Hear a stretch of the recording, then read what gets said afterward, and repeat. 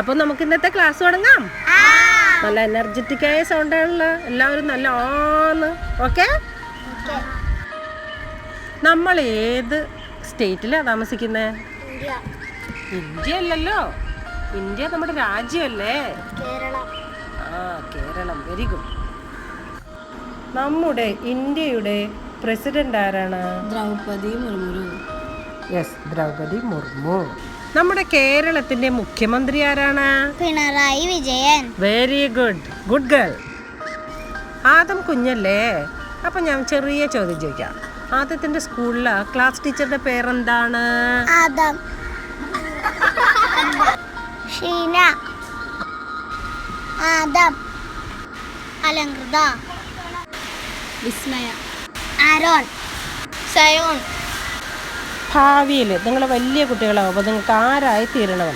Okay, അതാണ് ഇനി എൻ്റെ അടുത്ത ചോദ്യം. പട്ടാളക്കാരൻ. മോൾക്കോ? പോലീസ്. ഡോക്ടർ. മോനോ? കളക്ടർ.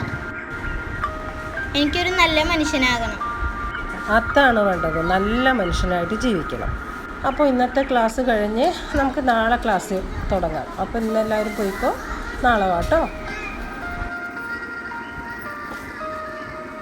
സയോൺ, എന്താ ടീച്ചറേ? ഇങ്ങോട്ട് വാ.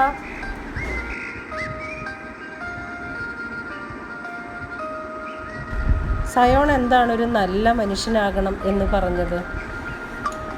ടീച്ചർ കുറേ നന്മയുള്ള കാര്യങ്ങളൊക്കെ എനിക്ക് പഠിപ്പിച്ചു തന്നില്ലേ, അതുകൊണ്ട് എനിക്കൊരു നല്ല മനുഷ്യനാകണമെന്നാണ് തോന്നിയത്. ഞാൻ പഠിപ്പിച്ച വിദ്യാർത്ഥികളിൽ ഏറ്റവും ഉത്തമ വിദ്യാർത്ഥി നീയാണ്.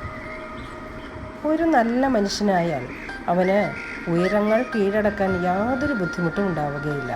അതുകൊണ്ട് നല്ല മനുഷ്യന് എത്തിപ്പിടിക്കാൻ പറ്റാത്തതായിട്ട് ഒന്നുമില്ല. നല്ല മനുഷ്യനായിട്ട് ജീവിച്ചാൽ എല്ലാം നമ്മുടെ കൈകളിലെത്തും.